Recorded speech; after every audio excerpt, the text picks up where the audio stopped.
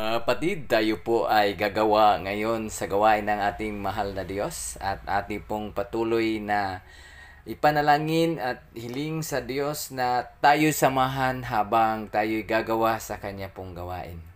Tayo po ay 5 ngayon. Andito si Sister Ju, Sister Abby, Sister Lisel, Sister Nanette.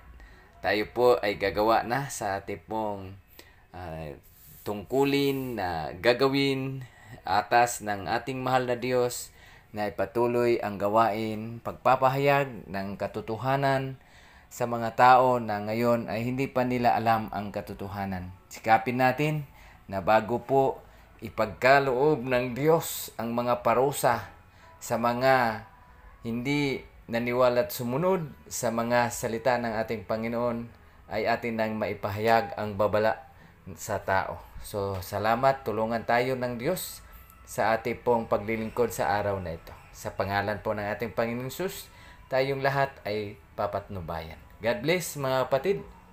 At ang ating pong mga singer ngayon, Sister Ju, Sister Abby, at ang ating pong tagapamahagi ng mga missionary booklets, Sister Lisel.